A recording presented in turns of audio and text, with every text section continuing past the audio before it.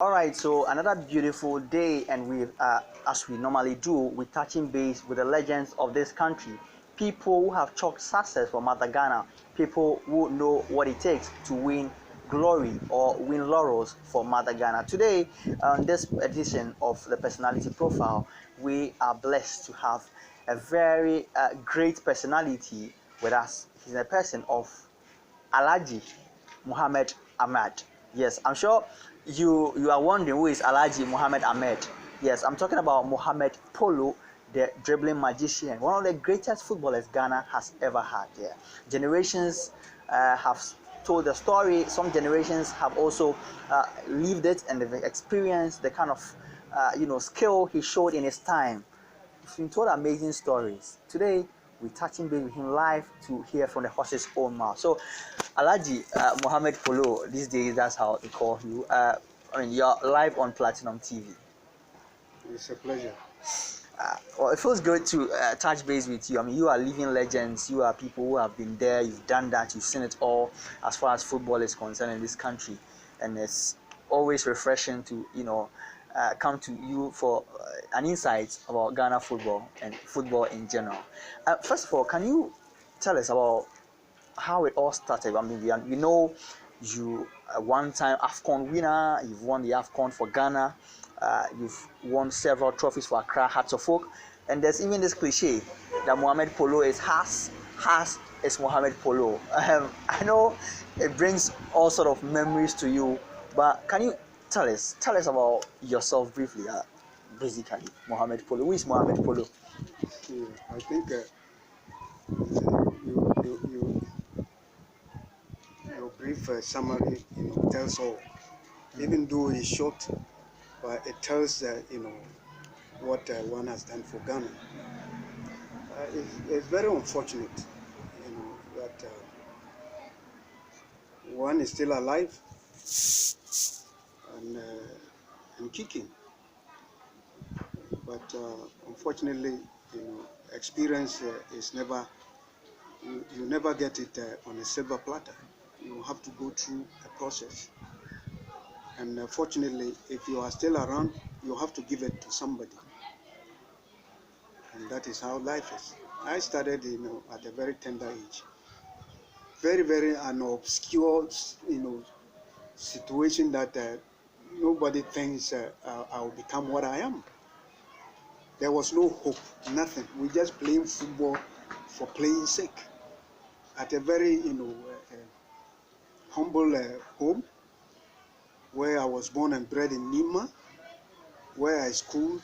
I schooled at Nima Roman Catholic School, and then I finished at K7, that cluster of schools over there. When I got my middle school living certificate, you have to go. It's a long process. 10 years. Wow. You become tired, of schooling. Today things are much smoother and easier for these kids, and so they need the experience of the older ones to guide them, but they want it in a shortcut, and things that are got in a shortcut, you need an experienced person to guide you. But unfortunately, they are doing things in their own way. People are in a hurry. But it's life, things change. You will never get everybody to go that way.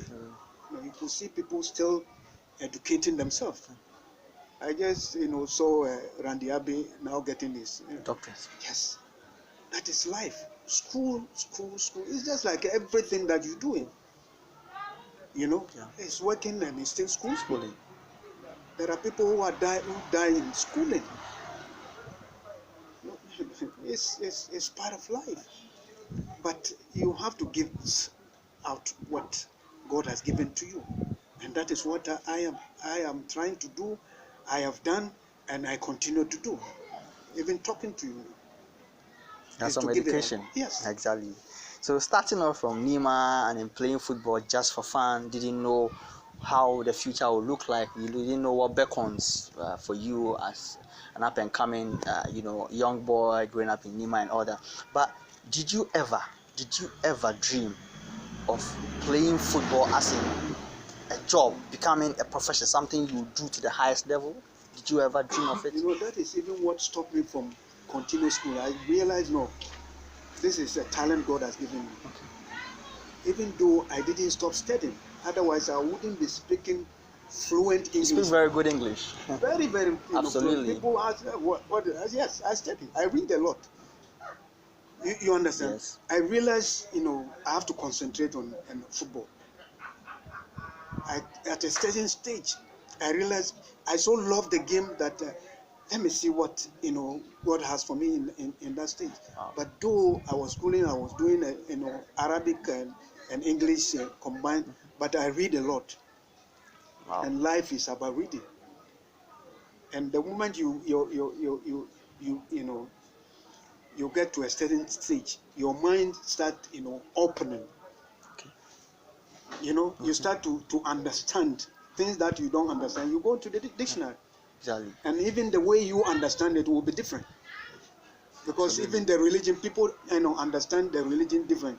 You know how some jihadis, some people are killing because it's not in Islamic, but and all that. Yes, this tension and other things giving Islamic, a very different outlook. As if we are radicals. There are people who don't and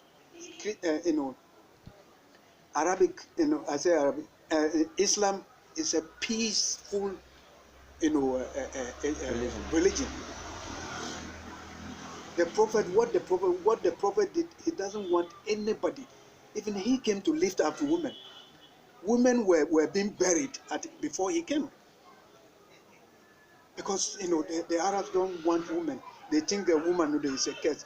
Forgotten that it is a woman who will bore you and bring you and look at you to survive. So women in Islam, it's not a small, a position to be a woman. Those of responsibility. Responsibilities. Because some of us don't sit good. When you're even in your bed, a woman, you are with your woman, and a child is making a noise. You woke up the woman and say, go and pick the baby. She will sit down there because you are asleep. And that's the baby. Yes. So God, said, when the prophet, was asked that, whom do you think, you should respect? The two parents, you should respect. They say woman. Say the person asked again. He said woman. He said again woman. But you see, today's women have stood so low that sometimes you don't understand. But not every woman. But women deserve effort. Women deserve effort. Because they made us what we are. They made the population. Without them, we can't. You understand? Yeah. So let's come to. So back to how it all started and knowing you quitting school because you thought football is what was going to make you successful. You see, football has become a sort of,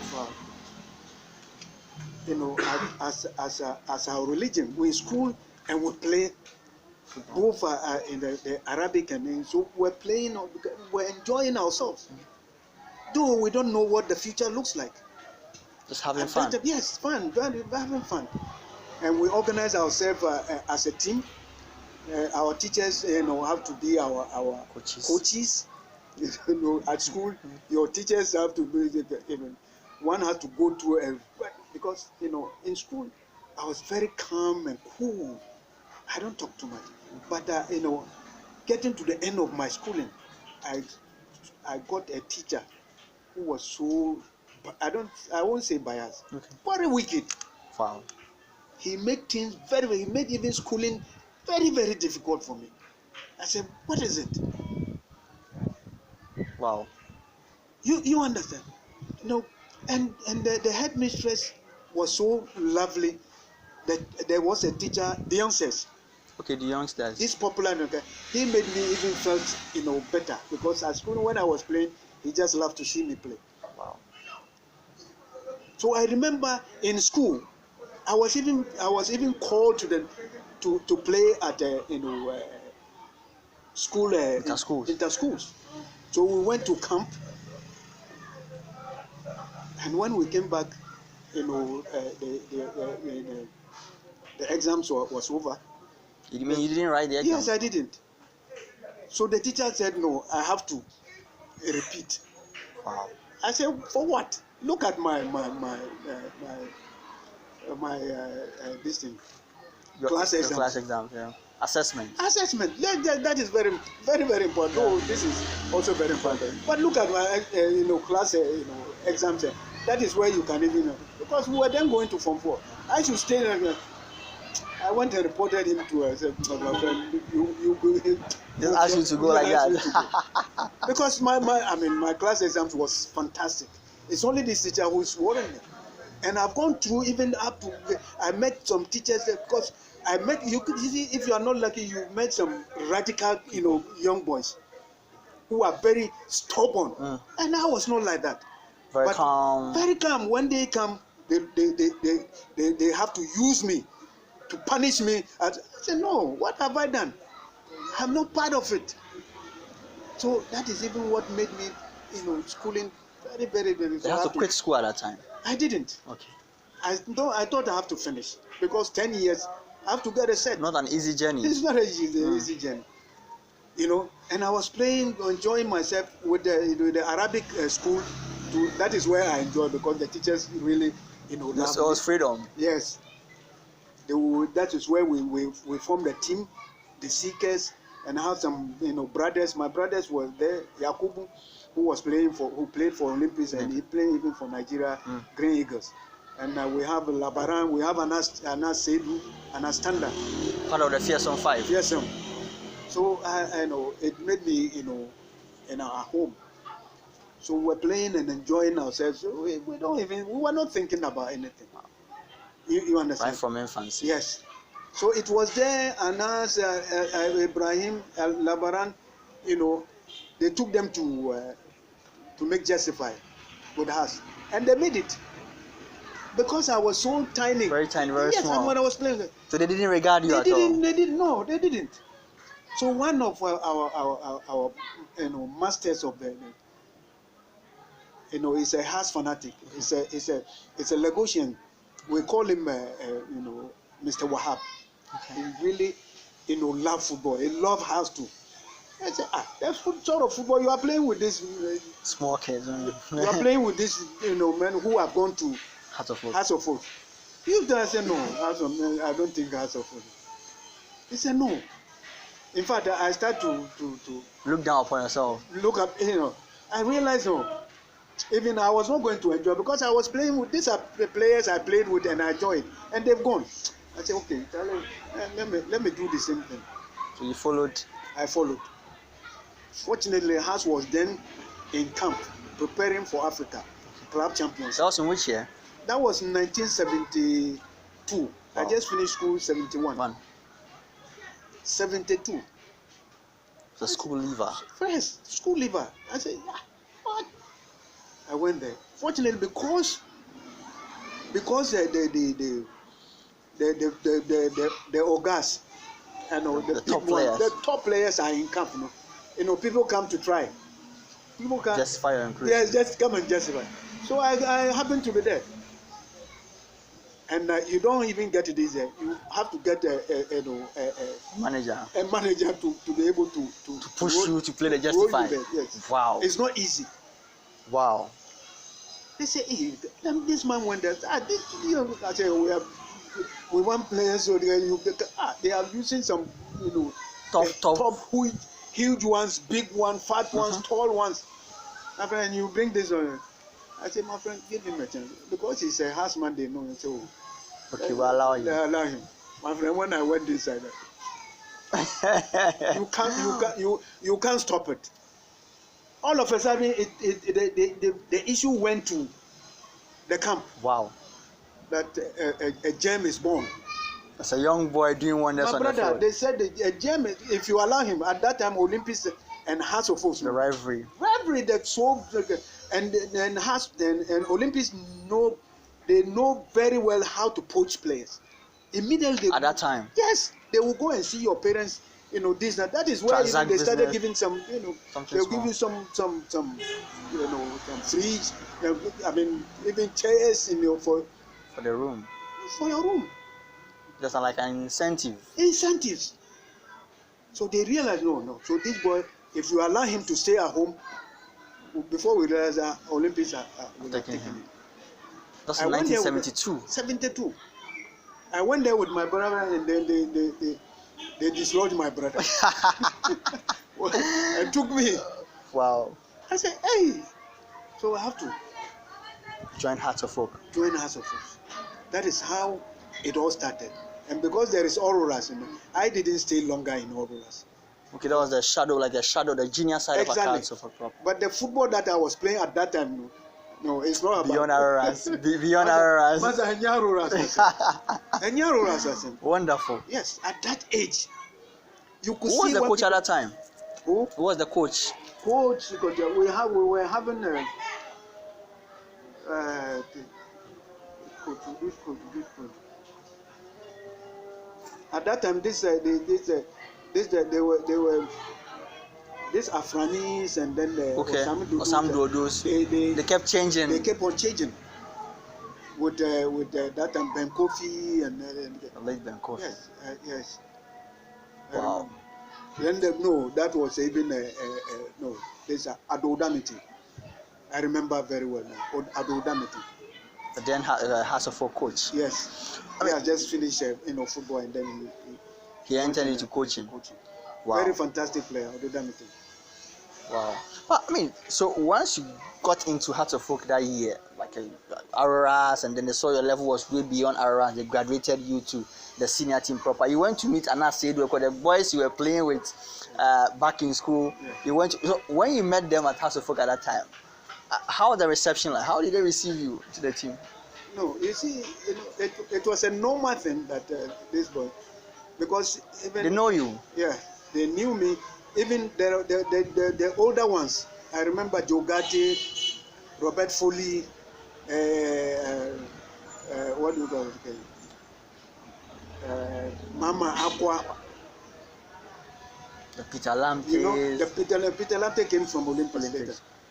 The Peter, yes. And then Joe Dakotas. I mean, you can imagine. Otin Kwan. These are great players. The moment they saw me, this guy, Joe Gatti, fantastic midfielder and a national player. He just gave me a name, World 11. Wow. When he saw me, a player, he himself, a great player, he saw me and said, no, this boy. You are more than one player on the field. Yes, it's a World 11, this boy. A left-footed player? Yes. He saw it clear. And I do respect him. May his soul rest in peace. Fantastic player. So at that time, what name do they used to call you? Was it Mohammed Ahmed, or how did you get a Polo? Where from the Polo? Polo. I love watching the Polo game on a horse. Okay. And this I don't know whether they still play it. It's at around the airport area. Around the airport area. They still have it. They still have it. So young boys like us, when it rains, we go there to look for this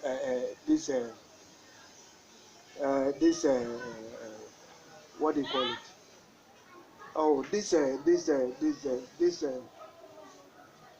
oh, wow. Are they quains? No. Or snails? Snails, okay. Snails have so you walk all the way from Nima to airport? We go there just to look for the Polo grounds. It was very easy. That is how we survived. You had fun.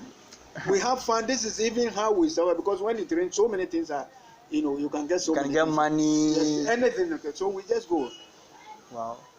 We follow the older ones because we have nothing to do, and that is what we nothing doing at home. We just follow and go. So when I get there and they are playing, I won't move. I have to watch. Watch the Polo. My friend, especially when we are coming back and they didn't play that. So I won't go again. So normally we organize matches, area matches. Okay. So one day there was an area match. I said it's time for Polo. I must go there. I said you and your Polo. You chose the Polo games. Yes. I said they have to wait. Polo, I have to go and watch Polo first. And that is how Polo came. But my Amazing. football name that was given me, because I started Arabic school at Newtown. Okay. You see this? Newtown. Yes, Newtown, where the market is. Okay. There was a field even there. Before the market, it was the field that before it became market. It became market. So our school was there. Wow. And the teacher saw me and said, "Fire me." He remembers one player in Nigeria called Fire Me. You know, this is a history. A Nigerian name, Fire Me. So that is the first name I got. Because that's your football name, Fire Me. Fire Me. Wow. That one, I left it. You left it, and then you picked up for somebody. For someone else. This Polo is for me. It's yours because of your love for the polo game. Exactly. Wow. So, if you hadn't become a footballer, what game do you think you'd have played? Even before we continue the discussion, if you hadn't become a footballer, what other sport? What other sport? I think I will vie for, presidency. Oh, a politician. Yes, I will become a politician because that it looks as if. You need people who should be able to tell the people the truth. Okay. And do the right thing. You understand? Yes. So that the world will be blessed, will be a place to live. Wow. Because people are suffering. Insightful, very insightful. Yes, people are suffering. You could see, somebody wants everything in this world. Somebody will put about 10 cars in his garage. In his garage. You have money. Whether if he's a politician, what for what? Why are you doing? Why are you doing what? This shows very clear when you do that. It's a political. How did you get money? This kind of money. And if I'm so rich, I wouldn't even buy 10 cars, let alone 100 cars. Just one is fine for you. I mean, if it's two, because if one is spoiled, you can take another. Other. But to buy. Masa. Wow. So if not for football, you would have become a politician. Yes. Then. To tell them that is where you speak to the people. Wow. Because now even they don't respect the Osofos, the Malam. They don't respect them. The religious people. Yes, the religious people. They don't even respect them. Wow. Look at people who listen to our on the airwaves, TV and radio. That was just by the way. But let's come back to your playing career. So 72 with Hearts of Oak. How then do you integrate proper into the Hearts team, becoming one of the mainstays in the team? Yeah, I think because of the gifted, God gift of football, I didn't have it that difficult to integrate myself in there. Because when I went to Hearts, it looks very clear. I played Hearts for some, but Hearts, there are even players who play at the senior team. When they don't have the chance, they come to play Hearts and pick just them. Just to keep fit. Yes, keep fit and then go back. But when I got the chance to play for the senior side, that was it. That was you cemented your spot in the team. Fortunately, at that time there were some great players like Lawa, Amatefiu, and then I've forgotten his name. Sami plays for 4. He's a defender.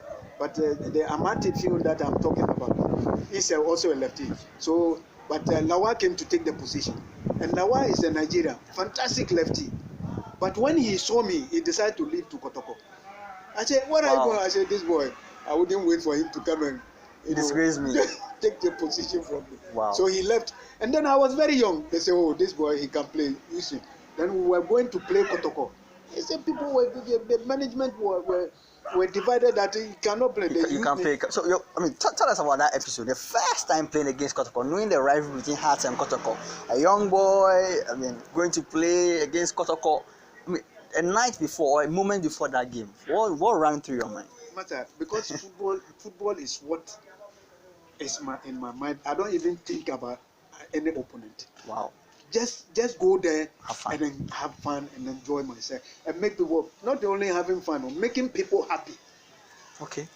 Master, when we play a match, it will be a talk of or town from that week. It's a week to a week. They will talk about it Sunday to Sunday. Sunday to Sunday. And when another week comes, it will be a different topic. Now, Polo has done this, Polo has done this. My brother. So we were just enjoying ourselves.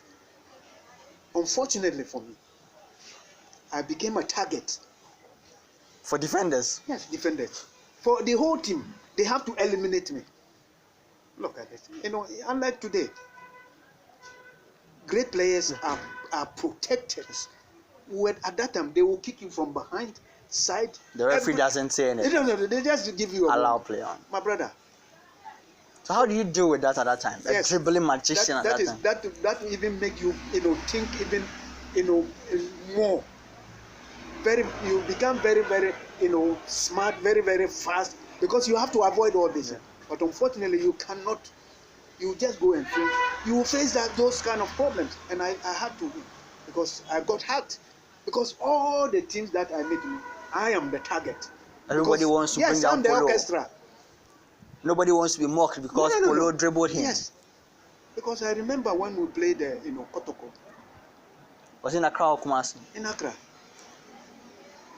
Opon. Is it Opon? Dan Opon. Okay, Dan Opon. Okay. If you see him, huge, tall, and number 2, he has to make sure. So you are number 11. Yes. He's number 2. He brought his, Hashtag, and he was hitting the hashtag down, and I'm using the rubber stud. I was not even looking at him. I say it's football that we are going to play. Sure, not the stud. Yes, and you can imagine at a time when players are not protected. You can imagine what this guy is coming to. He's coming as you. Yes, that is what he's coming to do. Doesn't it put fear in you at that time? Did it put fear in you? Allah, it's only God who was, taking me to this stage. For me even to play football, because I got injured at a very, very, very early age. I remember very well. What game was that? I enjoy football. I started 72, 73 I was called to the national team. 74 I was the best player. 75 I got this injury. Wow. How long did it take for you to recover? My friend, because in 78 you were part of the Afcon team. I played throughout my life with that injury. I'm telling you. Where was it? Yes, the ankle. Your right ankle. Yes, because that is where I blocked. Okay, so you can trap the ball. The left is there. That is the magic foot. More the magical foot. Yes, the magical foot. Unfortunately, no, I was not treated, and I was being used, and they keep on hitting because it slowed me down. When I had the injury, it slowed me down. My speed, my dribbling, I could not do what I so I was. The turning. We are told you used to turn. You had a 360 turn. Yes, and I have to do even more. I have to be thinking very, very fast. There were no doctors at that time. There were doctors, but they say, if you are not playing, we cannot enjoy the game. And because I was young, I feel like pain. I was playing. My friend, today. Wow. Can you? I mean, this is what we call human. Human. Human interest. No. There is a name for it. They call it human. Human abuse. Okay, that's human abuse. Yes. That's abuse. Yeah. Abuse. This is it. That's abuse. Yeah. Yes, that's human abuse. Yeah. Somebody who is playing, you enjoy him. Playing through pain. Yes, through pain. My brother. Wow. At a point in time, I was feeling like playing, and I just couldn't play, and I was forced to, wear the jersey. I came on the field. I have to cry and go out. Wow. My friend, people have sacrificed for football. So sometimes when I sit down and think about what we have gone through, not me alone. The other colleagues. Yes, my colleagues. And people are messing up. People are coming to enjoy themselves, not even thinking about what some of us have done. My brother, I feel very sad. I feel very, very sad. I see how lots of pains within you. Yes, I feel sad. I feel sad. Wow. And up to now, I'm not cursing anybody. There is nothing like that. God's time is always there. God, everybody has got his time. But once they are still living, you must think about them. Do something about them. And some of us are still active. And you go and put somebody who cannot even block a ball as a youth coach. Wow. My brother, it's abuse of, it's a waste. I can It's understand human your waste. pain. But you won an Afcon for Ghana in 1978, Yeah. hosted here. Yeah. So that Afcon as well, you played through pain. But I decided not to go. I decided not to even, but God wants to write my name because I've suffered a lot. At that time, You decided to decline the call-up because there was fantastic players. There was Kumi, left winger, Kotoko, left winger. There was Ajiman Bedu. No. Yes, there was another guy. He had his leg. He had an injury. Oh. A broken leg. In the course of the tournament. The tournament. He died recently. Oh. Ajiman, fantastic. Ajiman Prempe. Fantastic left winger. It's a Kotoko player. Kotoko player. He was in Europe, and when he came back and he died. And then we had Kumi. Kumi also is in Europe. Fantastic, very strong. But he was declared unfit. So they have to look for another alternative. Which is Kuntum Blancy. Yeah, Kuntum Blancy. He was then SS72. So they said no, this one, even with his injury, we have to play. And I came, lo and behold, I made the difference. We hosted it on home soil and won we have to win it. We have to win it. And we won it for keeps. We kept the guy. Up till now, we don't know where up to now we can't see the cup. You can't see the cup. The cup you won. So that we celebrate. 78. So that every year, every season of they will say, oh, because of this what you won, the living legends, come and take something. Come and take something for you. I mean, what is it in this one? What do we need? What do we need this? Why don't people appreciate? Yeah. So you feel that particular team, that particular squad have not been appreciated enough? Do you feel not appreciated enough? Yes. Together with your group? It's not. Those who have taken it, because 63, 65, 78, and 82. All of them. Once they are alive, they should have something for them. Even if it's monthly, they should come and take it. What do you say to people who say that the old players have cursed the current generation? That's why we've not won an Afcon. That's why I don't want to hear that. But only God knows. But people are feeling pains. Some of your colleagues. Yes. I don't want to think about that. But these boys are struggling, are suffering. Yes, for what the bad things that people have done in the past. You see, when your parents do something and they think they are doing some wicked things against people, innocent people, it reflects. The generation after generation suffer. Yes, it's normal. So that's what it's looking like. That this current generation are suffering from the woes of. It looks like that. It looks like that. People are suffering. People have laid their life. At that time, what was the reward for winning an Afcon trophy? We were promised even a house. The 78 squad? Yes. I don't know of others. But today, even appearance fee, these boys, they got it. Yeah, even without winning it. Without winning it. And you can imagine that they were getting $10,000 in it. Huge money. That is their time. No problem with that. But what is our crime? The 1982 squad had pieces of cloth for winning the Afcon. Yeah, they were promised pieces of whether they got it. I mean, some of them tell me they had the piece of cloth. But your squad, it was just a promise and nothing was delivered. Nothing came up. Wow. But why were you not part of the 1982 team? Yes.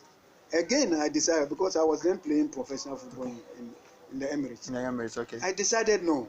Not to can you decided to leave it because 84 I went to play. You just missed out on winning 2 Afcon Yes, I would have won that one. I decided no. Let me give the there were even some of my colleagues, George Alassane, were there. Samson Lamte. Yes. I decided no to stay away. I would have still been 1978. I was not going there. It was decreed that I should come. Come back. I should come and play. The then government. Yes. But where's Polo? Where's Mohammed Polo? They said, and then the simple assistant, the special assistant to the president, he was president. he just loved me. So when I see him, I said, don't worry, I'll come. And he came and picked my things to the camp. Wow. And I followed. And he made a difference. Yes. We're still touching base with the living legend, Mohammed Polo, the dribbling magician they call him. He was telling us a very interesting episode about how he missed out in 1982 Afcon because he was in the Gulf at that time he left it for the other fantastic players to also chalk success with Ghana. He could have been a two-time Afcon winner with Ghana, but he won in 1978 and then left it in 1982 before coming back, making a return to the Black Stars in 1984. All right, so Mohammed Polo, during your time, there were very great African players at that time, and you missed out on the African Footballer of the Year. You were fourth. Behind Tarak Diab of Tunisia, Papa Kamara of Guinea, and then Segun Odegbami of Nigeria. So Kalusha Bwala was right behind you on the point standing in that particular year, 1977. Tell us how you felt at that time where you couldn't make it into the first three or even the African Player of the Year that year. You see, in every country, you need people to despite that you are very good. You need a manager. You need somebody to push for you. Okay. And I'm sorry to say, with the House of Force, you play your heart out. Nobody helps you in anything. Wow. I'm telling you. In 1977, you were in House of Force. Yes. Nobody helps you for anything. Wow. You play your heart out. There is no lobbying, there is no... Even up to today, I'm not prepared to lobby. I'm not prepared to lobby for anything. Any top job? No. Where I've reached, my work, my show. Speak for itself. Speak for itself. As for coaching, I will never beg to coach. Because I've done it. I've played football, I've done coaching. You've been there, you've done that. I've done it, even just recently. Then 2013-14, when I went and Coach my friend, I could say, open. I took 1 month break to bring the like of Isaac Mensah. Isaac Mensah, Messi, they call him. Masa. Isaac Mensah, the Polo, the Abdul Fattah, you mentioned a complete team. If I were there, that team would be delighted to watch. Because when they are playing, spotted talents. My friend, they were already there. I went to meet them there. I said, what? I said, come. So 1 month break, I took them through a process, just 1 month. And these boys, when they are playing, you see clearly, you see imprints of Mohammed Polo on them. Yes. This is the value of what a coach is. Well, you missed out on the African Football Day in 1977. Segun Odegbami from Nigeria, Kalusha Bwala. Talk to me about Kalusha Bwala. At that time, it looks like these were the players who were rubbing shoulders on the African continent. When you come to Africa, you want to pick players who are very phenomenal on the continent. Segun Odegbami, Kalusha Bwala, Mohammed Polo. It was a clique, like how these days we have the Lionel Messi, Cristiano Ronaldo, the Griezmann, the Mbappe clique these days, the Suarez, Neymar clique. I think that was your clique at that time. Yeah, there was no push. That's what I'm saying. You go in open with your body open. You do it the way you want. You do it. You do your best. No push from anywhere. No push. And in life, you need a push. There is nothing you do in life that you don't need a push. You need a push. Even up to today. My brother, up to today, you need somebody to push you. Even those are the presidential areas, parliamentary areas. All spheres. Every sphere of life, you need somebody to push you. But people will say, as for this boy, it's a different character. What is that? What is different about What is different about pushing him to do what he's supposed to do? Getting him where he's supposed to get. So I believe, the last time Abedi's son, Andre Ayew, when he came, Between the Afcon, the Yes. captain of the Black Stars. No. When they were Oh, the rated, list. Okay, so Jordan Ayew. Jordan Ayew. no, Yeah. the last one, he was there before. The brother, the senior brother was there before this. That's Andre Ayew. Yeah, Yes, he was third. He was third. Yeah, he came very close. I said, you are first. Don't worry about the third. You are first because this is the remaining ones, and these are the best. And any of them can become number one. So if you don't have somebody to push, that is where you go. So you are number one. Don't worry. That's what I said. You said those words to him. Yes, I would have been. So there is nothing wrong with that. Being in the top 3 alone is fantastic. To get there, I came closer twice. Twice. Even when Abdul Razak the golden boy. Yes, I said there is no problem. It's a countryman. Yeah. You were competing. I mean, at that time also you competed with him. No, you see, it's not about competition. It's about your performance. It's about your performance. Despite half leg. You still play with him. My friend, I played and I was a pivot. I was instrumental player in that competition. No, but I mean, in your clique, your generation, your time, which other player would you say was closer to you, or which kind of player do you say, when they mention Mohammed Polo, like how we do comparison these days, this other player is another player from another opponent that I think that matches me, that on any day in your mindset or your mind's eye, you feel that I have to prove myself that I'm better than this player at that time? Maybe in Ghana here? Yes, in Ghana here. No, that was Hassan Kotoko. That was Abdul Razak and Mohammed Polo. But the so you always wanted to prove. Yes, but the difference came at the national team. I remember when we played Morocco in Casablanca. No, in Kumasi. That was a home game. Yes, in Kumasi. His own Kumasi. His own Kumasi, and I was there. He was there. My friend, everybody saw it clear that this one is different. Mohammed Polo's level my brother, is beyond different. reach. Even when I was in Emirates playing top flight football. Yes, professional football. They asked me, were you the one Abdul Razak? I said yes. I said yes. I mean, I said yes. They said no. What they are saying is different. It's different. You understand? Yeah. But everybody, has his chance. Yeah. And Abdul Razak said yes, it was his chance. And he took it. And they pushed it. And it's, as a Ghanaian, what is wrong with that? You have to support your own. I mean, you have to support. There is nothing. It's okay. Yeah. It's not about supporting. They've given it to him. Fair enough. Wow. So, I mean, so we are delving closer to how you ended your career as a footballer there. So, you went to the Emirates, came back, and you had a stint with Hearts of Oak. For 21 years. So, I played for Hearts of Oak. So they are not wrong if they say Mohammed Polo is Hearts of Oak is Mohammed Polo. Are they wrong? No. They are no, at all. I was having over 10 accolades. Can you mention some of them? Yes, I can mention some of them. We want to hear. I was a maestro. Even before. Yes. Before so you are a real maestro. Yes. You are a real maestro. Before Abedi, because Abedi doesn't trust anybody like me. Wow. And he looked at me as a role model. Okay. I was a wizard. Football wizard. Football wizard. And then Jose Kofitu was my senior. You understand? Yeah. And I was a wonder boy.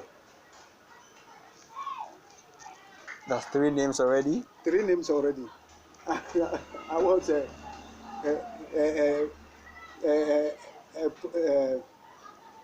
extraordinaire. Football extraordinaire. Extra O. Yes. Scorer of important goals. What we call the Malam goals. Yes. Very important. You score and then nobody, where is this goal coming from? Yeah. Polo to Polo. That's the name. You heard it. Okay, so talk to us about Polo to Polo. So we as journalists, yes, when running commentary of football, So a pass from one person to the other. So maybe let's say Mohammed Polo to Abdul Razak, but this one is Polo to Polo. How did you do it? Meaning you can give yourself a pass. Yes. How did you Polo do it? to Polo. How do you do it? Yes, I will show you today. You see goat. Have you seen goat? This normal goat. Goat, yes. That we eat. Yeah, yes. You see one goat. The one we use for the kebab and all that. Yes, yeah. we use for kebab. Yeah.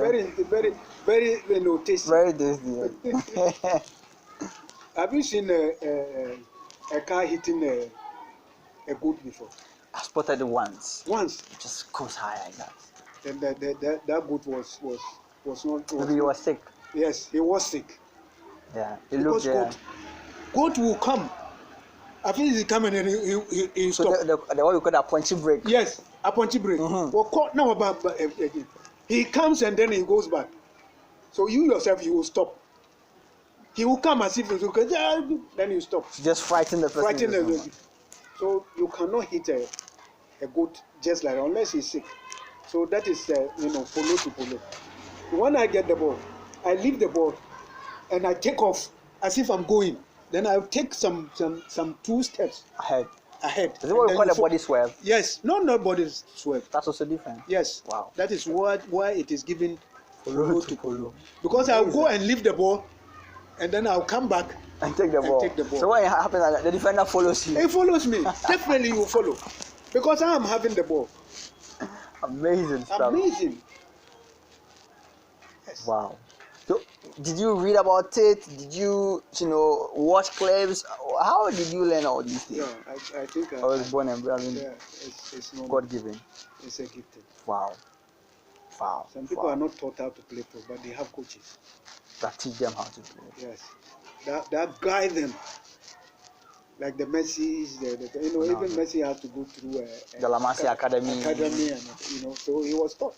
Some of us, we are not. It's just like that. Just counting like that. Just like that. Wow. So you came in and then you came to join Hearts of Oak again in the late 80s. This is the late 80s. Yeah, exactly. Came to join Hearts of Oak again with the Samson Lamtes until a group of players were sacked. Yeah. At that point, were you part of it? No, I was not. You're not part of the squad that was sacked. I was not part of it. Because Polo had made his name already. No, you dare not touch Polo. I was not part of it. I was not part of it. Wow. Okay, so you started at a very young, tender age. So it looks like you managed to have play with several generations. Because the kind of names you are mentioning, I look back and I think they're like your seniors that you met and the few people that you met in your prime and the juniors that you guided all throughout there. But the early days were very phenomenal. You won an Afcon, went to the Gulf and came back. Your latter days playing football, how did it look like for you? Yeah, you remember when that was the time that I have to leave and go to join Olympics. I joined Olympics in that 93. I started 72 and ended 93. 21 good years. That's after the 92 Afcon. Yes. So what happened? Even how I joined it, because at that time. As an Olympics are rivals. Very, very. How did you cross carpet from us to Olympics? It's very unfortunate, but it's normal because people don't respect gems, legends. Legends, we don't retire legend. It is the legend who retired himself that it is time for him to retire. And for me to save, if you are going to retire a legend, you must you have to put a sort of person, a sort of befitting a commemoration match. Yes, farewell. But you just retire the person. I say, man. How did the news come to you? What happened? Can you brief us on what happened? It's just you could see from the way things are going, because you start to realize that you're not loved any longer. Yes, you start to realize that people, even the younger ones, that you are even guiding, are no more interested in what you are doing. They disrespect you. Yes. I got to know, Not even them. Because the Chamokwe, even they respect me. The Sam Johnsons. They respect me. I was even at a point in time, as a coach player. Player coach. Yes. Wow. You understand? I was a coach player in Has, and as a coach, and then I went to Olympics. Even in that year, I was coach player. Like what Atram did some time ago. Exactly. You play and then you coach them. Exactly. So the Olympics has a history of. Yes, it has a history. Very historic club. So I realized, no, they were forcing me to retire. I said, no, you don't retire. Old. Polo is old. Yes, Polo is old. He can't play again. So it didn't start from today. No. So I decided to go there, and that shows what happened. When I showed them something. I said, no, I have to retire when it is time for me to retire. When your body cannot feel yourself again, when your body cannot feel the heat again. Exactly. Wow. So that is how it all came about. But I've served, even in that year, it was in the course of the season that I left. So I played for them for 21 good years. Wow. 21 good years for Hearts of Oak. 21 good years. So talk to me about the age, and there's been this misconception about African players not using their right ages at that time. But to play for 21 years at Hearts, it means that you use your correct age at that time. Yeah, I started very tender. Very tender age. Very tender age. And unfortunately, the injury that I had, made me feel very, very bad. It was stress. I, overstressed myself. Otherwise, I would have even played. Gone beyond. Yes, beyond. Because I was, super, talented. You played in Gabon as well? Yes. I played in Gabon. I played in 3 countries. I played in Emirates, I played in Qatar, and I played in Dubai, and played in Gabon. Before coming back. Yes. Finally. So when you called it a quit, can you remember your very last game as a player that you said, I've retired from football? This is my very last game as a footballer. You just can't recall. Wow. All right, so you went into coaching right after playing football. Yes. Naturally, let's say 60% is I'm already a coach because I've gone through coaches. You understand? Yeah. The only thing left, and I was even doing the practical as a coach player. Going through CKGMF. You mentioned them. You mentioned them. So the only thing I needed was a certificate. Just to validate your place. To show that I was a coach. And today people are saying you have to get the CAF license A to coach a Premier League. Now we'll be getting to that. It's very unfortunate. So before you coach Hearts of Oak, you had a very brief stint with Hearts of Oak there. Yeah. So by then you were with the Arras, and then they graduated you they called on you to coach the senior team at Hearts of Oak there. I think that episode, you would. It means a lot to you because a club you served as a player and then coming back, you served as a player coach as well, and coming back to coach the club like Hearts of Oak as a substantive coach at that time. I coached them about 4 times. Recently there was their platform. They have a platform. Hearts of Oak. They were asking questions, and somebody asked, why is it that you can't go to any club and coach any other and club? It's only Hearts of Oak. I said, well, you wouldn't like it, because if another team calls me any premium, you see, if another team calls me to come and coach, maybe they feel I can't leave Hearts of Oak, or I can't leave Accra and go and coach. But I do go outside and I coach Stade Malien. Stade Malien in Mali, Yes. I went to Emirates and coach the youth.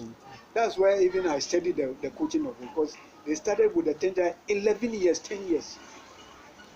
So then, we are told the best way to become a coach is to start from the kids. Yes, start coaching I started from there. I went there, and I was giving those kids, and I was able to handle them and bring them. It shows that there is nowhere I cannot coach it. There is no team I cannot coach. So we are on to another very important topic, about the coaching certificate and all that. So Yes. As it stands, you don't have a certificate in coaching. No, I do. Okay. Which one do you? I do German. Have German. Okay. That's a UEFA. Yes. German is. Yeah, it's part of Europe. UEFA. Part of Europe. Wow. I do have the German coaching. Wow. Because I was there after 1993. I was there. Wow. Wow. And then I have the CAF license B. Okay. CAF license B. Yeah. So but these days they are asking for CAF license A to coach. What is the difference? A Premier League club in this country or Division 1 club. Yes. So yes, there a few days ago, lists have come out of coaches in this country who have the CAF license A. We've seen a lot of former footballers' names in them: Tony Bafo, Abedi Pele, Samuel Sekufo. Did they coach? No, none of them coaches. None of them coach. So you can acquire it, put it down without even and decide to do a different thing. So you don't agree with the fact that you are asking for a CAF license? Totally, I don't agree with it. They believe that the standard of coaching is declining at some point. And it's declining. Who are coaching? Who are those they're coaching? Mention them who are coaching. Those who have the license. Those who have the license who are coaching? And they are chronics? They are coaching. Who are those coaching? Look at the national team. License A coaches have it. Yes, look at them. So that comes to another very important discussion about coaches in this country, about the senior national team. Who qualifies to be a national team coach? Yes. Who qualifies to be Black Stars coach? As those who are whether you and I don't say it's only a favorite. Okay, so people pick their favorites to coach the national team. Of course. People take they look at if you start to mention those who have coached them. Those who have look at the same cronies. old faces go and come. Yes, they are cronies. Those who have some links. They are coaches over there. Do you buy into the narrative that a foreign coach will help or is more respected than a local coach? Yes, of course they will be respected because of the way we do things here. Because of the way we do things here. Wow. Yes. We don't package our coaches. We don't package. We don't even respect our coaches. As a national look at yes, all these coaches they deserve their certificate. They don't need to go and sit down and do any what are you going to teach them? They only have to be there, to refresh what is going on, and you give them the certificate. That is, it's all over you. Are you now going to teach him? No. You are not going to teach him how to break a ball, how to teach a player I'm not going to do that. He has to be present there, so that he's part of the normal, and then you give him a certificate. Wow, amazing stuff. So look at the Lampards and the naturally. The Gerrards. Yes, the Gerrards and the naturally they are coaches. Yes, they are coaches. You understand? Where have they went to start for them to be taught how to coach? Naturally, they've gone through the process. You understand? Yeah. The only thing they need is the certificate. So if you are talking about this, then give them the certificate. That's why Ahmed has got his certificate. Tony Bafo has it. Samuel Sekufo has it. There is nothing wrong. They are not using it. There is nothing wrong. They are not using it. There's nothing. They deserve it. It belongs to them. You have to give them. So do you plan on getting the CAF license A? To me, it's not necessary. My license B is enough. If somebody wants my license B, is enough. You should look at my CV, the sort of work that I've done. That should speak for itself. Should speak for itself, and that is the criteria where a coach should be selected, even from club side to the national side. So you think a coach could have a license A, but could be very crap, not good? My brother, crap. Absolute. Absolutely. Absolutely nothing. Nothing. Oh. It's only your presence that is felt, but you don't see any impact.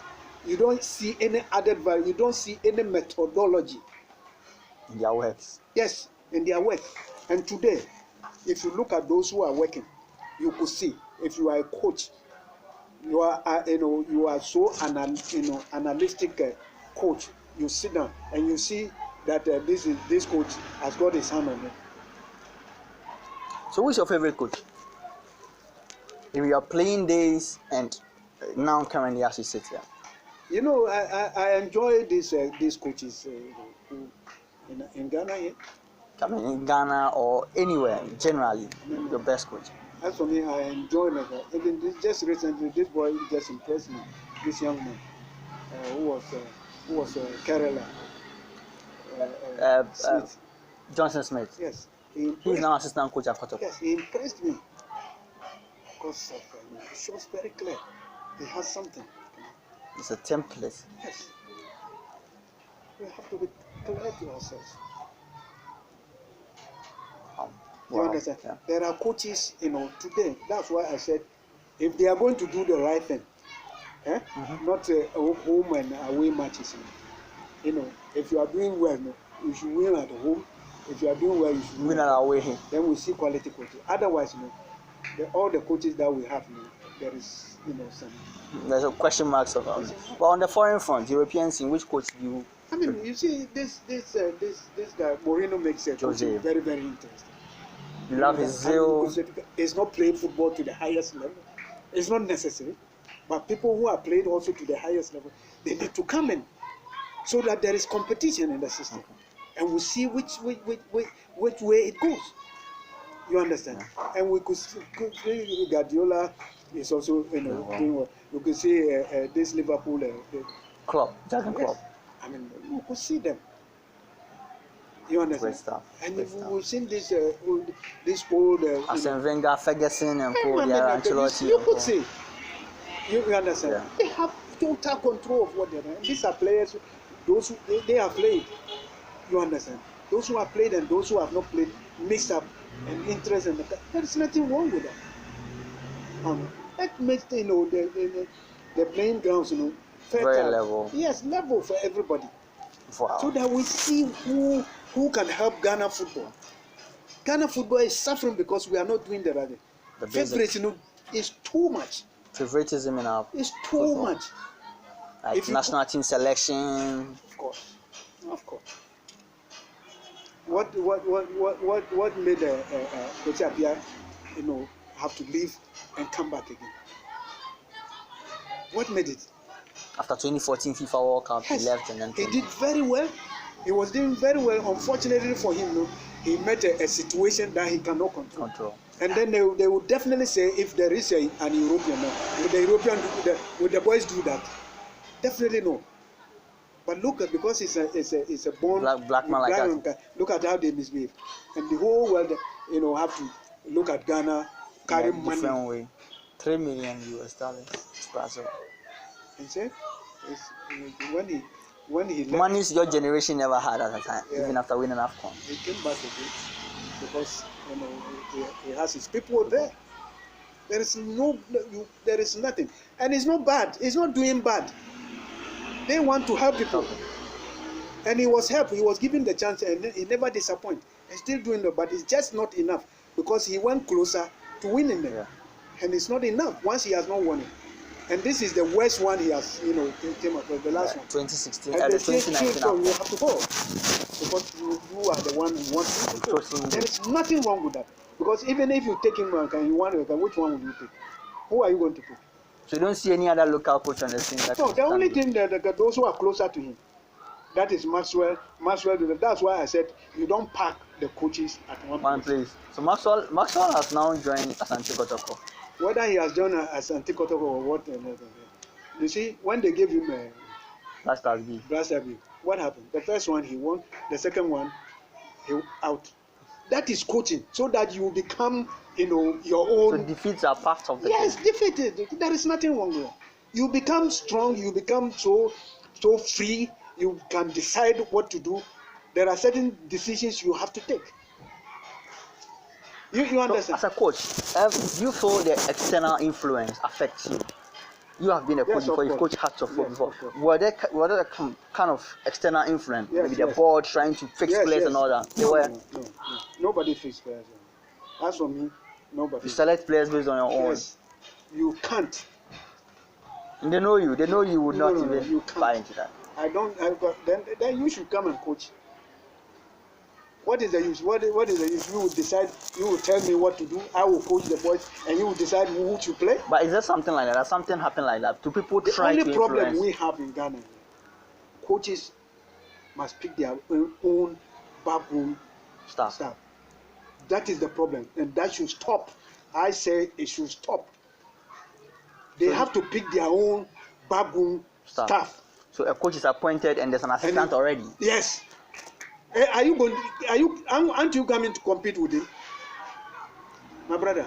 So you think there's a bit of sabotage in there? Of course. Even at the national level. You heard recently, the coach decided that I said there is nothing. Yes. He picked him. So if we will be disloyal to him, that is his own business. Because he gave you this opportunity. You understand? Yes. That is what every coach, not club side, everything. If they continue to do, I'm telling you, Ghana football will never go anywhere. The coaches should be allowed to pick their own backroom staff. That is, purely professional. That's done in Europe all the time. That is what it should happen. There is now football is now global village. We are around. It's just unfortunate unless you play there that they will give you, even that they won't give you a coaching job there. You have to start unless you go through. They know that you have some quality. Otherwise, they won't even give you a look. No. Wow. And then you come to your country where you are a legend. People don't respect you. People don't think you are capable when you have done it. It's very unfortunate. And somebody will sit down in managing football. His work is managerial, and he's showing the sort of players that you should be picking and all that. All right, so that also takes us to another realm of this particular conversation. I mean, an interesting conversation we are having, revealing stuff here with Mohammed Polo, the legend there. So we talk about how legends are not being respected enough in this country. But you, as an accomplished legend of this country, won an Afcon and all that, how do you feel when you walk around town? Do people give you that recognition enough when you walk around your area and neighborhood? My brother, with the people, there is totally no problem with it. I don't have anything because I'm a humble person. I don't show off. I want to live, simple, with people. It's only that I'm reserved. I can sit down here the whole day without going anywhere. Without going anywhere. And if you see me talking, I talk, especially when it's in my line. And when people are come and talk for me in my line, no. That's where you don't really. That's where I want to come and show me what I should do as a coach. You employ me as a coach and teach me and show me what to do. Then it's better to stay at home. No, it's better to stay at home. That is no coaching. Because everybody thinks they can sit at home and decide what you should do. No, that should not. So, talk to me about family life. Do you have any of your kids playing football? Or have you challenged all my kids are playing football. At which level? At which level? Yeah. At my academy level. Okay. So how old? They are old enough to play at that highest level. But I don't have to beg for them. I want them to go there and show the hard way. Yes, go there and show that you. How many are they? I have 7 kids. Wow. All male? No. 5. 5 male and 2 female. Yeah. Are they all playing football? No, it's 8. I don't have the experience. I have a Gabon male. Oh, okay. So when you were in Libreville, I have an issue there. Oh, oh, you left a mark over there in Libreville. She's still there, conversing with me on or WhatsApp and all that. That's a female. Serious. Oh, okay. Okay. What about the 5 male? They all play football? Yeah. In Ghana, they all know how to play football. They all know how to play football. Just like their father. Are they also dribbling magicians like their father? I was telling them, go and show it yourself. You don't expect me. I don't have to hold your hand and no, but with the kind of name you have on the African continent, former top 10 African footballers in 1977, you were part of them, you were 4th, and been to Qatar, been to Afcon, played Hearts of Oak. With your name alone, I mean, we've seen people in this country who have children and they just hold their hands and take them here, and then they are international teams. We see them and you are not ready to do that for your children. You see what I'm talking about? This is totally. It's unfair? Yes, if you want to do that. But it's for the kids to go there and play. Go Learn the hard way. Okay. Because you are not going to see, your father is not going to be at the touchline for you. You understand? Yeah. You have to go there as a man. Go there. I know how to look. This is my father. My father is Polo. So I want to play. You know, there are people who doesn't even have the chance to do. They say I can play. You understand? Yeah. It's good to hold the person, but we've grown to a certain level that you can go at any place and say, no, I want to play. How old is the eldest one? How old the eldest son? It's 24. Okay, he plays football. Yeah. You know, but doesn't play any local team in the country. No, but they want to travel. Oh, okay. Now every player's dream is to travel out of the country. Travel. I said no. You support that? I don't support that. I wanted you to go the hard way. Go to a team. Go to a team. You can play at any team. The Ghana Premier League. You can play. Go there and you play for people because I've taught you how to play before. I've taken which of them took to you? The magical left foot. Which of them do you see yourself in? I mean, you see. The lefty is still young. Oh, how old is he? Yes, the natural lefty is still young. How old is he? It's about 50. Oh, so that's the real Polo. I mean, it looks like he's the only one who took to you. Like how Andre took to his dad, Ahmed. Yeah. But all of them, they know how to play. But they want to get things the easy way. I mean so Ghana should watch out for Polo Junior. Polo. We can have like 2-3 of them in the national team. Yes, if they are ready, if they are prepared, because it's not natural that because you're it could be, but you have to push yourself to be pushed. Because in other countries we have their legends having their sons also towing the same path. Gerd Müller played for Germany. You have Thomas Müller also playing for Germany. Exactly. There is nothing wrong with that. But go the hard way. Be a man. Once you are a man, but to hold your hand and go and stand and look at, I don't know. So right now, what do you do? You handle an academy or? No, I have my own academy, but because of the football field that is being refurbished throughout the country, my academy trains at Azumana Senior Complex. Okay. And since then, I put up a training field at the Legon. Wow. With my own money. Your own resource. To train your academy to train the from how many years old can you join the academy? No, from 15 years. 15, okay. And then because of this, refurbishment of the spring up of astroturfs across the country. Exactly. So I decided, let me go back to and ask them to start training with my academy over. They said I should come and pay. So, wow! Before you train your players. I did this field, and I was not training. You were collecting money, just for a year. You are asking me to come and pay before your boys can train on the field. I said no, it's okay. I've done it for Mother Ghana. So now what's happening? So now I'm waiting. So the players are home. Yeah. Waiting for the Zuma now in sports complex. Waiting, yes. Wow. And it will be a new, spring of players. Okay. If it's finished and then I want to start again, it will be a new. So the old players, what's their fate now? Everybody must go find his way. The club. Yes, because I have done. Including your sons. Everybody go and find a place. Go and find greener pasture. Yes, I've put something in you. There are some who are in China. There are some who are in Spain. A lot of them. Wow. Massive interaction here with a dribbling magician, Mohammed Polo. All right, so I want you to join into a particular conversation.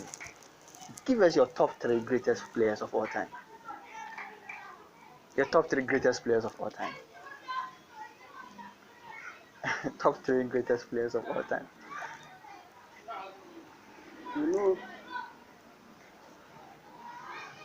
From the Garincha era, what Pele era, Maradona, the Franz Beckenbauer, Lothar Matthäus.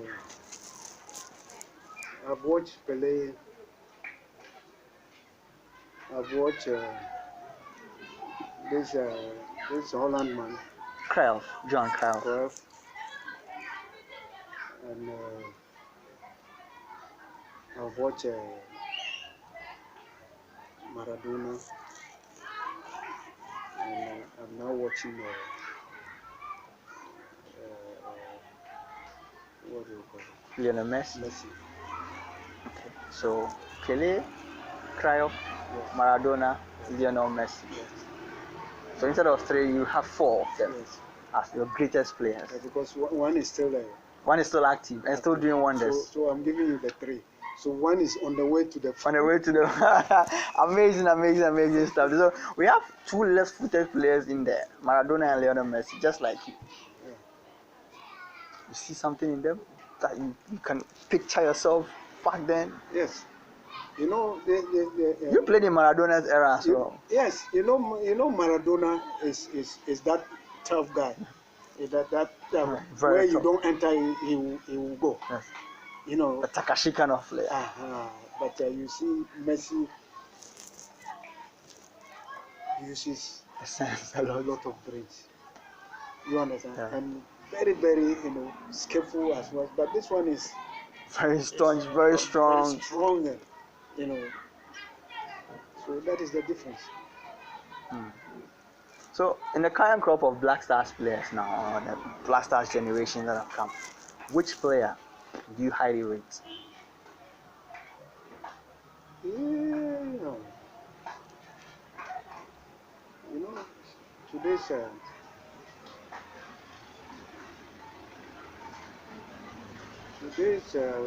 players, especially the so qualitative ones, don't command, that football, the way, It should be. It should be. They don't show Yes. the drive enough. Yes. Even though they are talented, Yes. but they don't really show it enough. Yes, they are talented, so they look, simple. They don't go the extra mile. They don't go extra mile. Like the recent Black Stars team, Yeah. which player can you pick out and say no? That's why I said it's very difficult. You still can't pick it. It's still, you see, somebody to come out. It's very difficult. It was just recently I watched this U23. Yes, under 23. Under 23. In the Afcon in Egypt. Yes, in Egypt. This number was Evans Mensah. Yes. The lefty is a lefty Yes, like was you. If he can maintain it, you understand. He was taking up the this. If you have like you. Yes, if you have something, you have that is so that makes the difference. You understand? Yeah. And who could, even in the national side, who can you pick somebody? Who? It's very difficult at this point. It's very difficult. You see, they all look simplified. Like average player. Yes, but they look simple. Everybody wants to, because nobody wants to take any responsibility. Wow. So the issue of captaincy, your time, how was it like? No, man. We don't challenge them. It's not the greatest of the players, the best. Oh, it's a teamwork. You understand? The captaincy, if you go anywhere, it should go anywhere. So were you surprised when you heard of that 1992 episode of the captaincy? Very unfortunate. You were not part of that squad, no. The 1992 squad, no. But then you were passed. Yes, very unfortunate. Very unfortunate. It's now that things are going that way. In our real era, it was, even some way back, those who captain, it's not those who are the performance, they don't captain. Okay. No, it is now that they're using that. Yes, even I came to meet it. I came to meet that situation with House of Folks. Okay. At that time, it was Mama Akwa who was captain, and then Tommy Thompson was then the overseer, the boss. CEO. Yes. Then because of the way I perform. I said no, the captainship must be. I said please. Then you should be the captain of Hudson. No, that is not. What is it? You have to create. You are going to create problem. Then you cannot say no, but I have to go back and see the mama quest, the Hammond, and tell them, look at this. This man wants to bring confusion. He wants you to be captain. Yes, he wants me to. I said, don't worry. Don't worry. We are behind it. Otherwise, I said. So you needed to consult first? Yes, I consulted because we are playing as a team. And I'm the youngest among them. And they want to give you the captainship. I said no. You have to consult first. Yes. So I have to. Today's kids, would they do that? So talking about today's kids, they built up to the Afcon where Andrea Ayew was handed the captain armband and they left Asamoah to be the general captain there. What do you think could have been the ideal situation there when Andrea Ayew was being given the armband? That was the situation I went through. So you had to consult Asamoah. I had to consult Asamoah. You understand? That was the best way. It would have said, oh, Asamoah, there is nothing wrong with that. You see that there will be that sort of harmony. Peace and unity. Peace. That is the way. That is football is what is so special about the captain armband? You are a footballer. You've played before. What's so special about national team captain? But today, I don't know. Maybe they will. There's a benefit in there. Maybe they have. But at our time, there is nothing. You just go and go and toss and then take the side. And when you win a trophy, you leave the trophy. That's all. And that's why you see, because there is no harmony, it's very difficult for them to leave the trophy. You just have to bring that in there.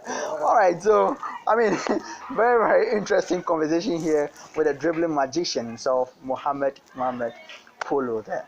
All right, so there's a section of people who think this. I mean, I wouldn't even ask if there's black magic in football, but does black magic work in football? What we call you? Everything has got name. Everything that got name, because Satan is there. God has given Satan all the powers, but he has warned him that unless the one I let alone. Touch not my anointed. Yes, I let him know. But you cannot be just an ordinary person. Somebody who is focused with God, that he cannot touch you. If he wants to touch you, you have to let him know. There is something you have to do. You have to be godly. You have to be prayerful. You always have to mention God. He can't touch you, because we don't see they are different group of spirit creatures. Yes, they are different. They can enter in you in any way, but with God name in you, it's like it's some sort of what do we call it? Insecticide against mosquitoes. Wow. So it's not everybody, but if you leave yourself alone, yes. If you leave yourself, yes. Sometimes you can use that and you think at that and your end. So do people actually use juju in football? Yes, of course. People use so many things in football. Wow. And it works for them? Yes, it works for them. If you believe in that, it works for you, but it's not. No. It becomes very short. It has time. Wow. So, and for you to come and answer for it. If you don't believe in God, He gives you who created you. Everything you have to call God. Wow. So it means that juju is not good. Has someone ever worked juju against you before? A lot. How did you know? How did you get to know someone? Yes, of course. There is somebody who came to me and he said he even called my spirit. That's in the course of playing football? Yes. In the course of football. As for juju, it happens just to finish you. Get you out of the game. Yes. Wow. Get you injured. They come and because they have to trap you. They have to do that, and it happens. So aside they physically bringing their sword to hurt you, injure you, they still go into the spiritual realm. Yes. Just to. Yes. Wow. Yes. They still going, and it do happen. Anybody who says there is no juju is a liar, because it even happened to the prophet, and God sent a revelation for him to recite for that thing. So it means there is antidote to it. So God has said, if you don't go through it, you have a problem. If you leave yourself alone, it will. If it is able to catch up with even the prophet, then you are cocoa for him. So has there been any case where in the national team, even amongst yourself, national team or club level, somebody has tried to do something on you to ensure that you don't take his place or he takes your place? I don't know. You've not experienced. I don't know, but they do. It's a competition. You have somebody who prays for you, and they say this man is a stumbling block. So you have to take people, and at the end of it, it will go against you. You understand? Yeah. Even if you get it done, one day it will show, because it's not the right thing. Man, work hard so that you get your position, and pray. Period. That is the only antidote. But people want the easiest way. He doesn't want to use his given God-given talent. Yes, and God-given talent, and the direction that you have to go is the hard way. Yeah. Whatever you want, you have to work hard. Wow. Great insight there, Mohammed Polo. It looks like we can even have a whole day of interview if we don't take time here. But a few stuff about your you have played the game already. You've played the game before. You've coached the game as well. There's this myth about penalty shootout in Ghana. People talk about penalty being lack. Some say it's lack. Some also say it's about technique. You are an expert. You've played the game before, and you are now a coach. Can you make that clear to us? Penalty, is it a lack, or you need a technique to score a penalty? You need a technique. That's why you have to practice. You must have a technique how to kick. That is why we train, so that if you have the hunger, then you develop that confidence. Okay. And that is the bottom line. Practice and confidence.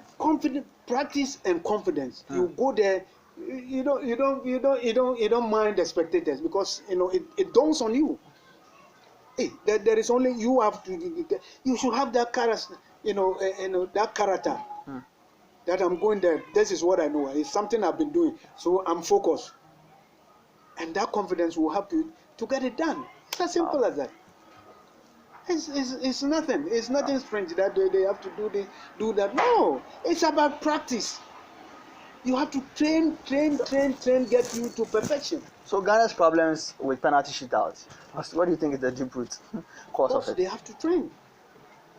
Every day training, there should be a kick.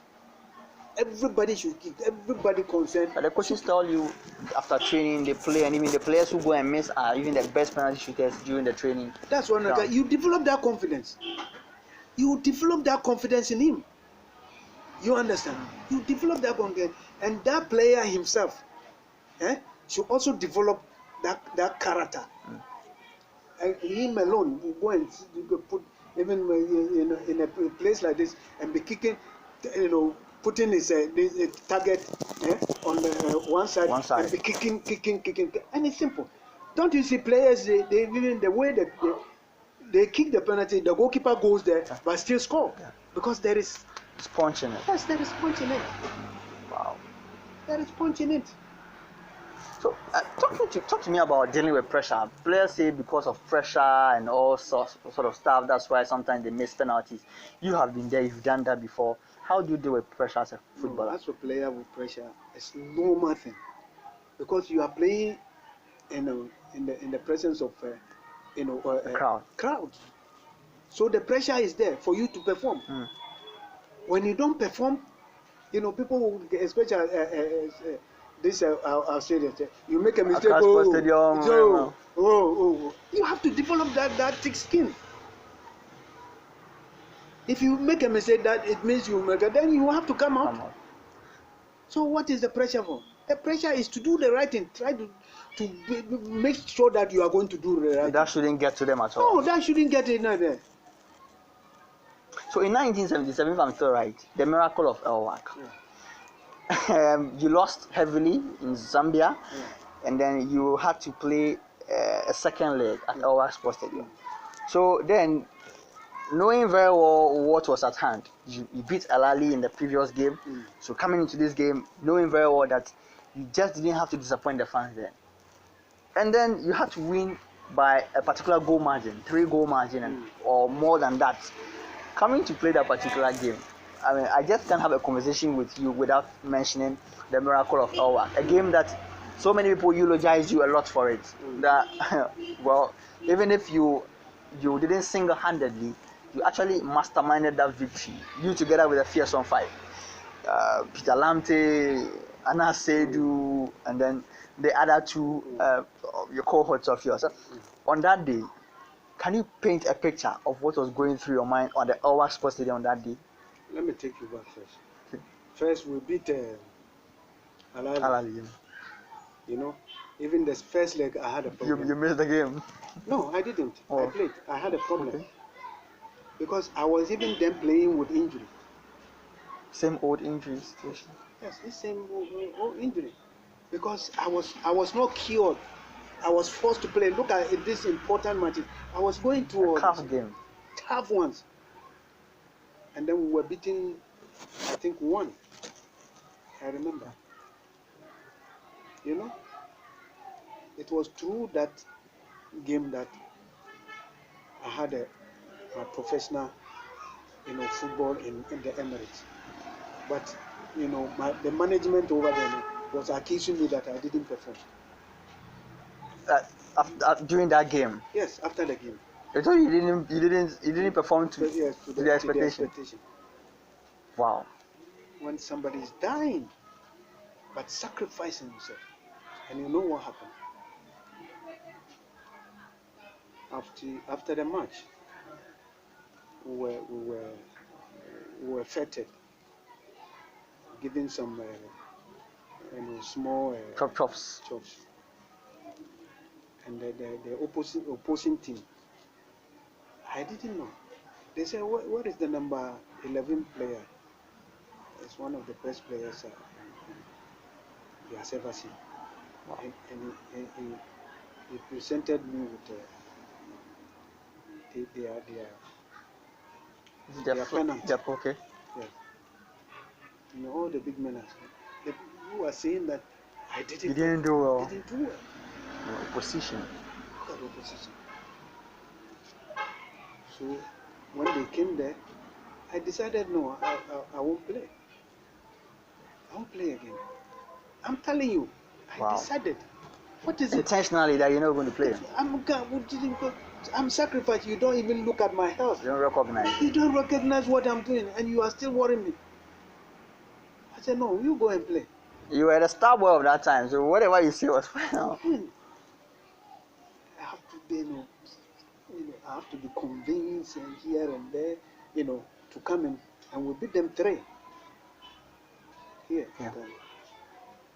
Then the next one I said no, I can't. So the first leg in Zambia, I didn't go. I decided not to go at all because I'm dying. I'm suffering. Injury. And look at where all the body is. Yeah, the ankle, the weight is on the ankle. The weight is on the body weight is there. I'm running with it. What I mean, we have one has sacrificed for football. Yeah. I have sacrificed for football, like other colleagues of mine. But thank God. So the 5-2 over there, they didn't know me. Nobody knew Polo was. They never knew I was even. You even existed. Existed.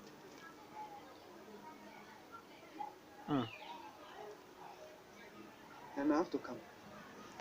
Even the Al Ahly match, I came in the second half. The Al Ahly match, yes, Al Ahly. I came in the second half. But this one, I decided to start. So first half, sure, and we need 3 goals. You did 3 goals, 3 solid goals. Now I said okay, and as if one has been hypnotized.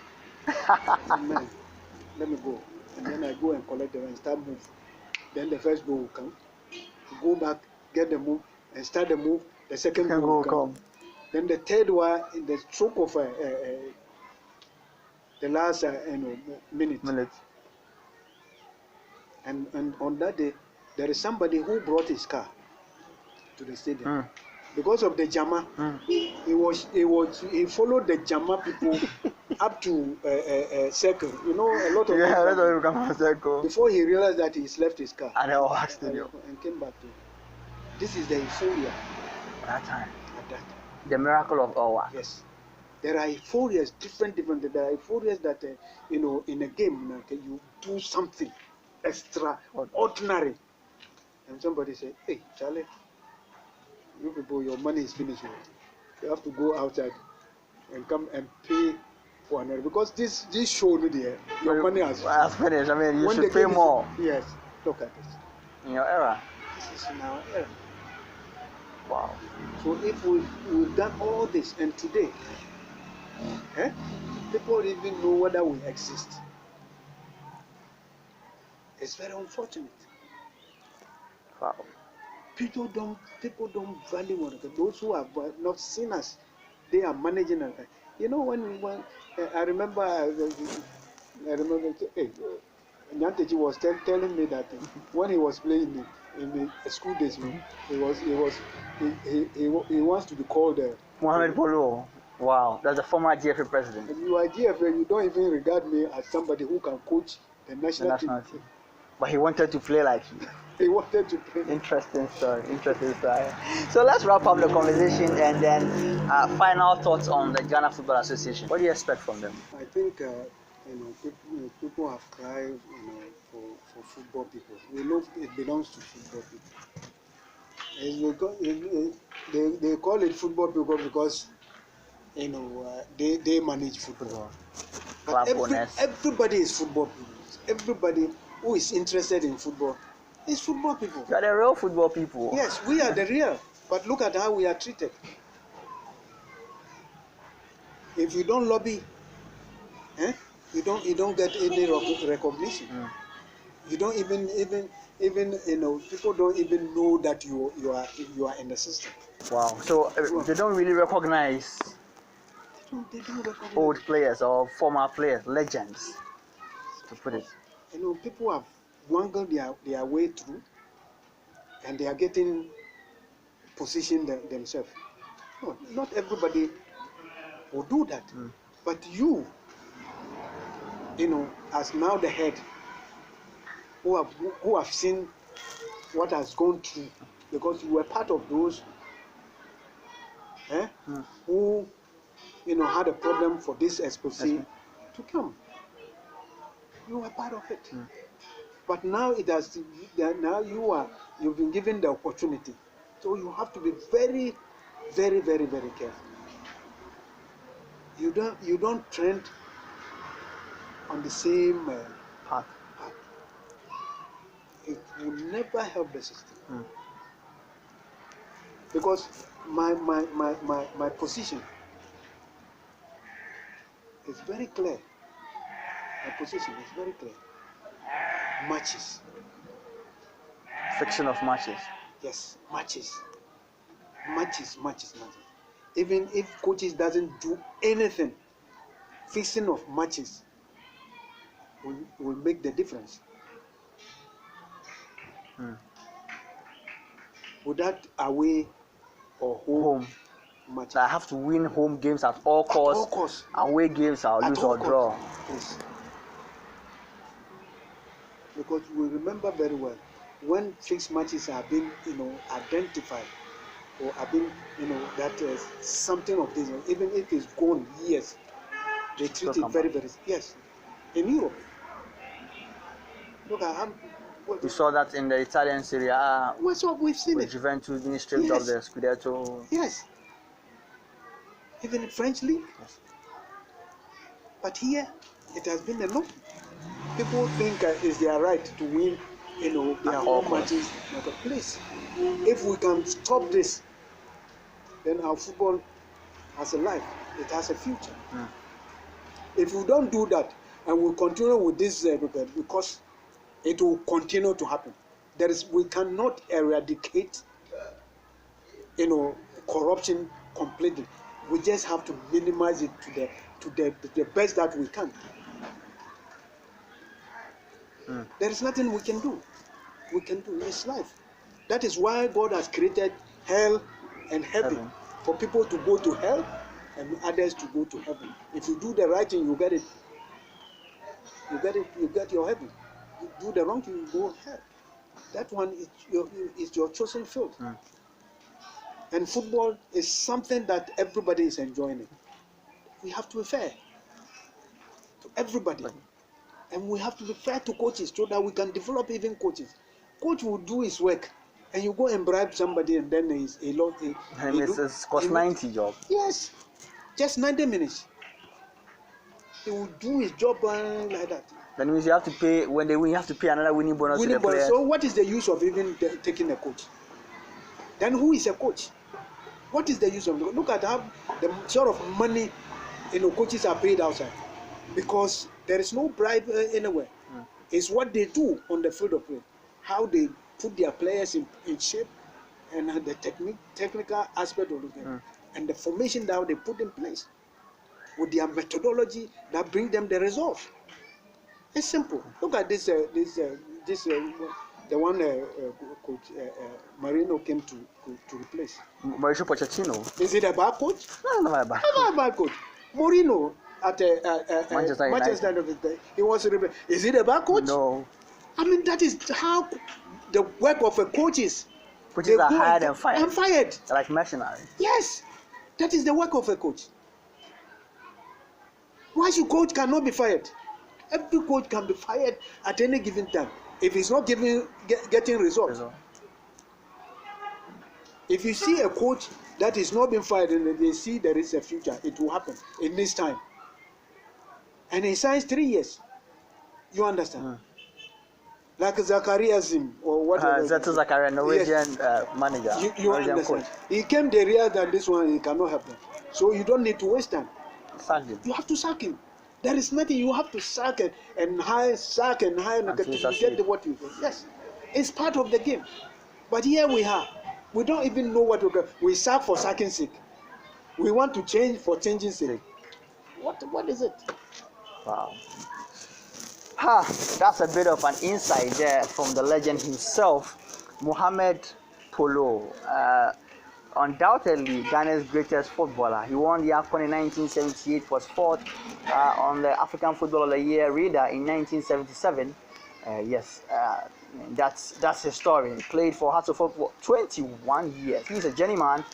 Played in Gabon, played in the Emirates, played in Ghana as well. Has coached Hearts of Oak on several locations. These days, he has an academy of his own that he manages, giving us some deep insight about how he started as a footballer and then his experience at the national team, the Black Stars, how injuries plagued his career, and how great a footballer he was there. He also touched on the four, I seem to touch base with 3 players, but he has chosen 4 players that he sees as the greatest of all time. Edson Arantes do Nascimento, aka Pele, Johan Cruyff, Maradona, Diego Armando Maradona, and currently Lionel Messi. Lionel Messi, people, try to draw the balance and say Lionel Messi plays like Mohammed Polo, and Polo was a player that undoubtedly was in his pomp in his era there. So this is where we draw the curtain on today's, edition of the Personality Profile on Platinum Sports. Keep watching Platinum TV, your channel of passion. My name is Samuel.